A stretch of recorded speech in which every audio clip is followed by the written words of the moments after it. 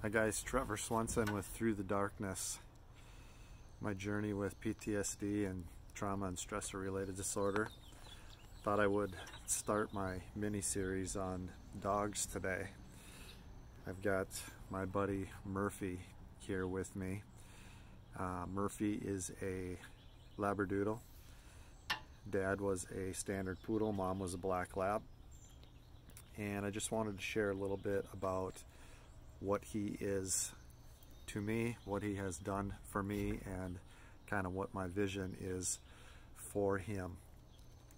I want to start out by thanking J.K. Kennels and Kenzie, who owns J.K. Kennels, for the amazing experience in finding Murphy and making the purchase of Murphy so unbelievable.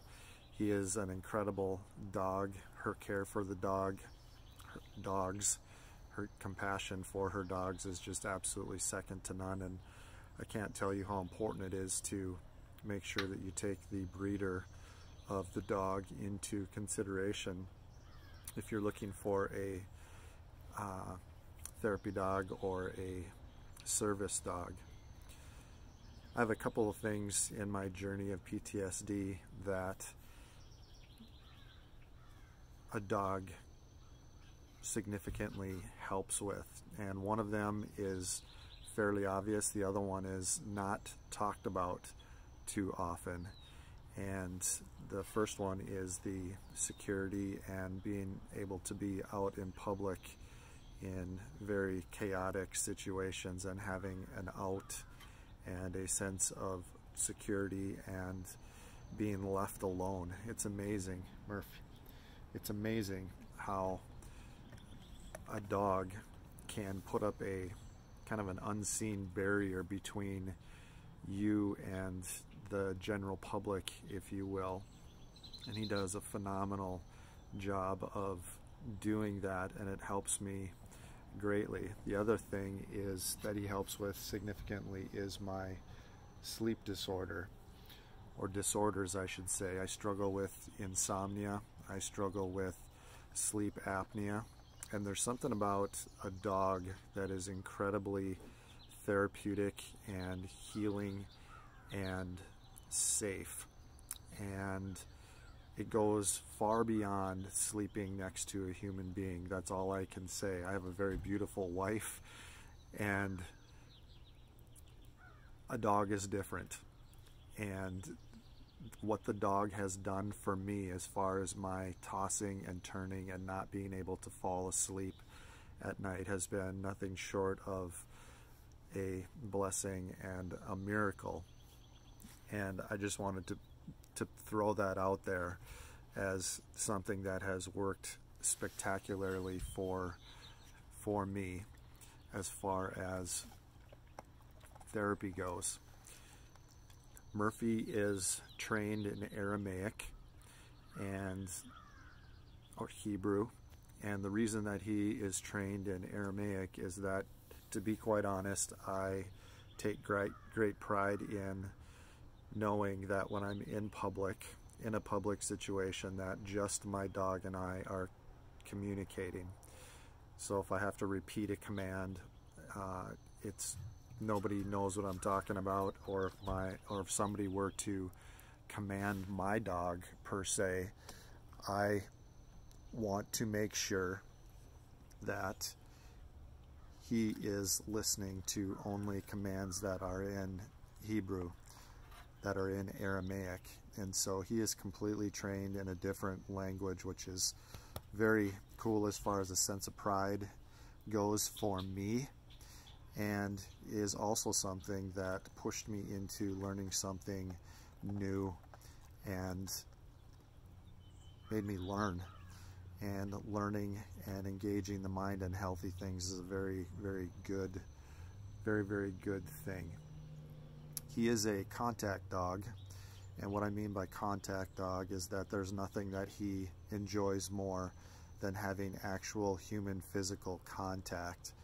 And for instance, last night I had an extremely difficult night.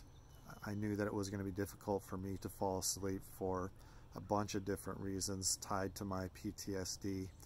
And when I took Murphy to bed, the first thing he did was he laid his head on my shoulders, and when he shifted around, he ended up laying his head across the back of my legs. And for whatever reason, the therapeutic value of having a dog do that has been absolutely priceless in my battle against insomnia. It's not like a person, because if you toss and turn in bed with another person in bed with you, you keep that person awake, that person struggles with you, and so a dog just kind of goes with the flow. That's the reason he's been so helpful. He adjusts himself to me as I struggle to sleep. As far as the in public part of Murphy's journey, he is trained to help me social distance. Just the presence of a dog, especially a well-trained dog, really causes people to give you space. And that's what I need right now in this healing part of the PTS journey. My world has really shrunk. And I'm going to talk about the shrinking world of people that are struggling with PTSD. Your world becomes very small very quickly. And a dog, especially a good dog, can really help you to kind of widen the boundaries and to gradually expose yourself to other areas of a little bit bigger world. How my dog is trained, I should go back and tell you that he was prescribed to me, and the process was very simple on the surface, and that is that because I am diagnosed with PTSD and major depressive disorder, that both of which were very intrusive in enjoying just everyday, what you would call normal life, I was prescribed an ESA, an emotional support animal, or a therapy dog, and now my job is to finish him into an actual service dog, of which I can't wait for him to be completed. He is 8 months old, and he is doing a spectacular job in public, and we spend a lot of time with stimulus.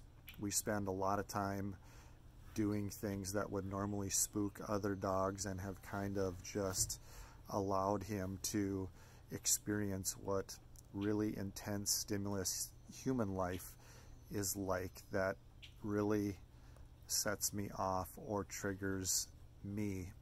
He is very calm, and he is very mata. He is very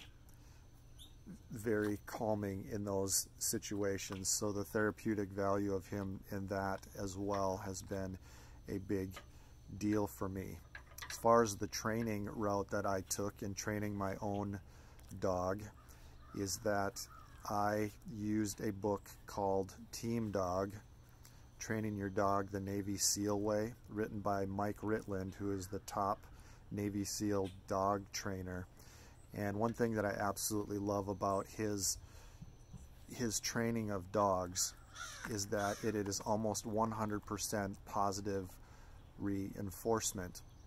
And he loves the animals that he is in care of and is training. You can sense his love for the animals. And the other thing that is very important is that he is a huge proponent of animals learning and watching them learn skills and figure things out, and then rewarding their ability to think, which has been just so cool to watch Murphy come along and do all of those things.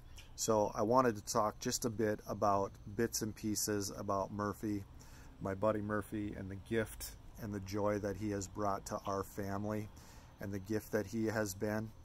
And I'm going to be showing you some of the things that he does, some of the things that he is trained to do, that are unique and special, including the commands that I have taught him in Aramaic. It's a very beautiful language.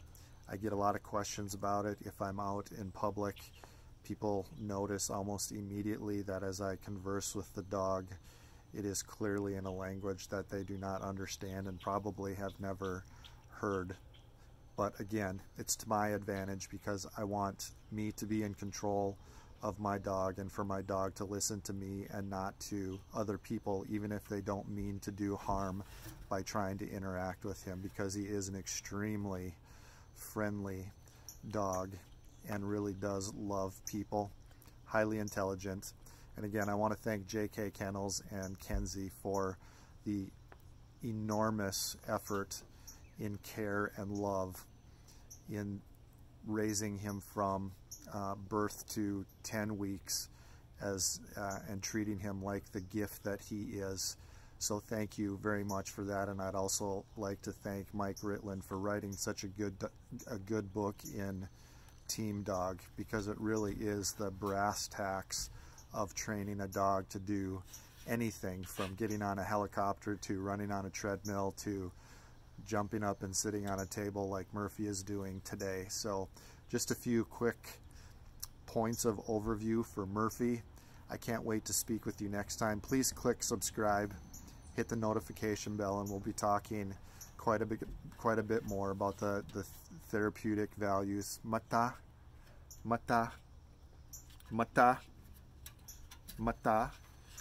Good. About the therapeutic values of dogs in the fight against PTSD and trauma and stressor-related disorder. I can't wait to see you next time. This is Trevor Swenson for Through the Darkness.